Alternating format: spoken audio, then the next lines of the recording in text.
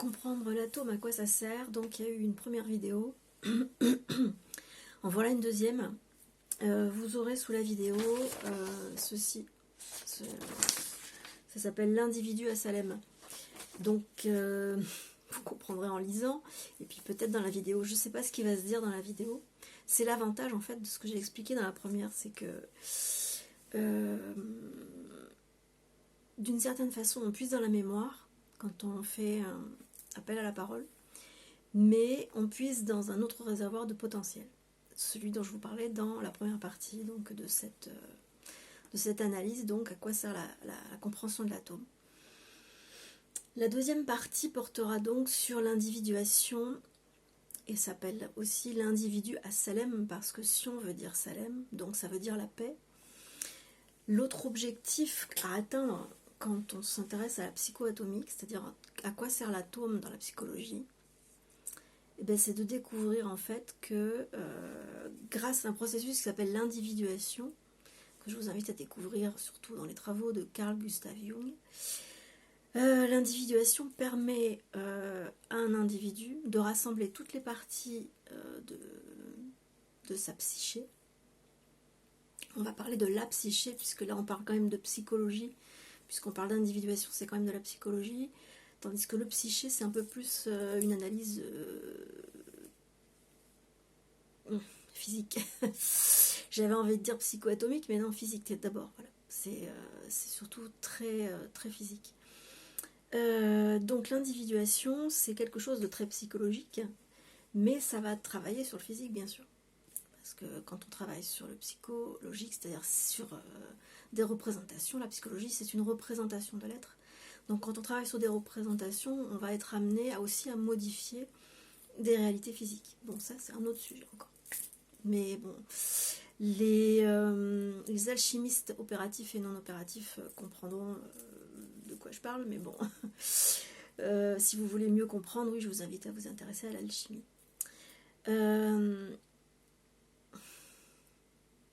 L'individuation est donc psychologique et deviendra physique, par alchimie bien sûr. Parce que l'individuation réalise une alchimie. Non, j'en parlerai pas. Promis, j'en parlerai pas. Pas d'alchimie ce soir. On reste un peu plus dans la psychologie. C'est-à-dire que comprendre l'atome, se le visualiser et comprendre toutes ses parties, c'est-à-dire son noyau, son donut et sa périphérie. Il y a 3 parties dans l'atome. Le noyau, le donut qui est autour du noyau, et la 3e partie, c'est la périphérie, c'est-à-dire ce que vous pouvez dessiner autour du donut. Donc vous pouvez dessiner un rond autour du donut, dessiner un autre rond qui est le centre, qui est le noyau, et au milieu de ces 2 cercles se trouve le subatome, qui est en psychologie le subconscient. Le noyau de l'atome est l'inconscient, qui n'est pas du tout inconscient, mais on l'appelle l'inconscient. Ce n'est pas non plus l'inconscient collectif. L'inconscient collectif se trouve dans le subatome, dans le subconscient. C'est-à-dire que l'inconscient collectif, il est collectif, donc il est mémoriel. Il n'y a que le centre du noyau de l'atome qui serait l'inconscient pur et dur. Et donc le noyau atomique, c'est de l'inconscient, c'est du potentiel. Et c'est tout à fait conscient. Enfin, c'est une conscience. On ne peut pas dire que la conscience soit consciente, mais en quelque sorte, elle est consciente parce qu'elle est pensante et elle est parlante. Mais elle n'est pas consciente d'elle-même. Elle va se conscientiser d'elle-même quand elle va se refléter dans sa psyché matérielle. C'est-à-dire que le noyau atomique se représente lui-même, se voit lui-même dans le miroir de la matière. Il commence à se voir un petit peu dans le subatome, mais c'est pas un miroir très net, c'est très très très complexe le subatome, donc l'inconscient collectif est quelque chose de très très complexe. Mais le cercle à l'extérieur donc sert de miroir, de reflet à l'inconscient qui est une conscience mais qui n'est pas conscient de lui-même. Donc cherchant à se connaître, voilà. C'est comme chacun de nous va chercher à se connaître. Donc connaître toutes les parts de soi, c'est super important.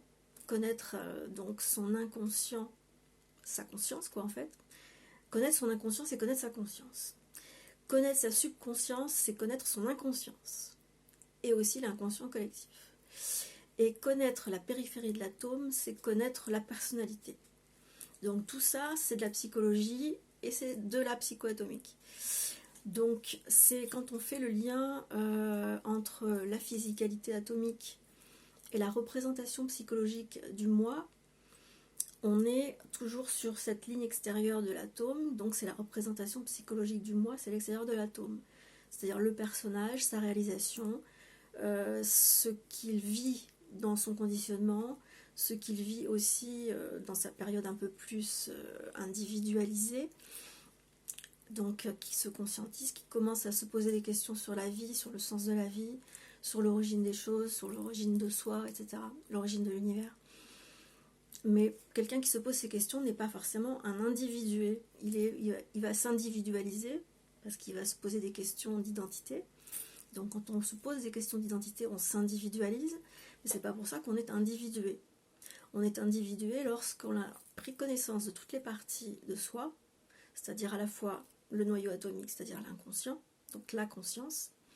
Ensuite, le subatome, c'est-à-dire le subconscient, c'est-à-dire l'inconscience et l'inconscient collectif. Et ce qui renferme toutes les mémoires de l'humanité. On peut y trouver une certaine généalogie de l'âme qui pourrait faire croire à la réincarnation. Je ne suis pas très partisane de ça, mais je le tolère parce que oui, on peut penser avoir accès à une mémoire individuelle. Certes, il peut y en avoir une qui serait prouvée par une généalogie atomique de cette âme, mais encore, je pense que c'est pas vraiment possible. Bon, bref, ça c'est mon humble avis. Donc, quand on connaît toutes les parties de soi, à la fois l'inconscient, noyau atomique, le subconscient, qui est donc le subatome. Le subconscient, c'est l'inconscient collectif et aussi notre inconscient à nous dans notre manifestation actuelle. Ce n'est pas notre inconscient précédant la manifestation actuelle. C'est deux inconscients différents. Voilà. Donc c'est un petit peu plus compliqué qu'il n'y paraît. Et c'est aussi plus simple qu'il n'y paraît malgré tout. Et donc, on se rend compte ensuite de sa personnalité. Souvent, en développement personnel, on va se rendre compte de son conditionnement. Donc, on va se rendre compte de sa personnalité, on va se rendre compte du moi. On a beaucoup exploré ça grâce à Eckhart Tolle, qui, dans son livre Nouvelle Terre, fait un décortiquage très très bien de ce qu'on appelle l'ego. Donc, ça nous permet quand même... Des ouvrages comme ça nous permettent de comprendre ce que c'est que la personnalité, ce que c'est que le moi et ce que c'est que l'ego. Trois façons d'écrire la même chose. Après, l'ego, c'est la conscience de soi. C'est la conscience, c'est le moi. Enfin, voilà. Si le moi, il est conscient d'être soi, d'être moi, et il s'identifie à un personnage qui vit des événements et qui interagit avec d'autres personnes. Voilà. C'est l'histoire du personnage. Donc ça, c'est la personnalité. C'est ce qu'on appelle l'ego, c'est ce qu'on appelle le moi. Ayant conscience de toutes ces parties de soi, le soi étant la globalité, et en même temps l'inconscient qui est la conscience, le soi va se refléter dans sa subconscience et dans sa personnalité. On va... Alors attendez, il faut que je fasse des petits réglages de confort pour moi. Hop. Là, ouais, c'est fait. C'est plus facile. Bon. Donc quand on a conscience de toutes ces trois zones donc dans le soi étant la totalité et le conscient, donc le soi et la conscience, pardon. Le conscient, c'est le moi. Étant la conscience, donc l'inconscient, qui est donc dans le noyau atomique, se reflète dans le subatome et se reflète dans la personnalité qui est le moi. La seule réalité de l'être, c'est le soi. Seulement le soi ne peut pas se connaître tant qu'il n'est pas reflété dans la matière. Donc quand on arrive en étant je suis moi, étant ma personnalité, mon personnage, donc je suis mon ego, je suis dans l'identification de l'ego pendant la plus grande partie de ma vie. Si j'arrive à me réveiller de ça de cette torpeur, de cette terreur aussi, parce que c'est dans un état dans lequel on est confronté à la souffrance et à la peur. Et bien, si on arrive à se désidentifier de cette part de soi, donc de se désidentifier de l'ego, du moi et de la conscience, du conscient, pardon, je vais y arriver. C'est que les termes sont très importants, hein, parce que la conscience, c'est l'inconscient, et c'est quelque chose de très primordial, c'est le soi. Le conscient, c'est le moi, l'ego, la personnalité. Et le conscient, c'est lui qui va quand même devoir faire un voyage intérieur, rétroactif, pour récupérer son identité primordiale, c'est-à-dire le soi. Dans le soi, il y a tous les potentiels, tout ce que nous pouvons devenir. C'est tout un programme, tout un tas de programmes qui sont à notre disposition en tant que conscient. Le conscient, le moi, peut aller piocher dans le soi les potentiels de son devenir et ne plus se contenter de la vie qui a été dessinée par son conditionnement. Ne se contentant plus de cette vie-là, parce qu'en fait elle est conditionnée, donc c'est une vie de soumission en fait, et il faut sortir de la soumission, il faut se réveiller, le dormeur doit se réveiller, comme dit Dune. Donc le dormeur se réveille et va chercher dans le soi tous les potentiels qui ne sont pas comparables au conditionnement, ce que le conditionnement a produit dans la vie de l'individu. C'est ce qu'on appelle l'individuation. Donc l'individu qui arrive dans son conscient à conscientiser toutes les parties du soi va pouvoir accéder sans trop se faire interférer par la subconscience, c'est-à-dire par l'inconscient collectif et la mémoire. Il ne se fera pas trop court-circuiter par le subatome, donc par la subconscience et par l'inconscient collectif, et n'étant pas trop parasité par ça, il pourra plus directement accéder à son potentiel de vie qui est dans l'inconscient, qui est dans la conscience, qui est le soi. Donc accédant à ça d'une manière de plus en plus instantanée, c'est-à-dire que l'individuation, ça commence par rentrer dans le subatome, c'est-à-dire rentrer dans la mémoire, rentrer dans sa mémoire personnelle, mais aussi rentrer dans la mémoire collective.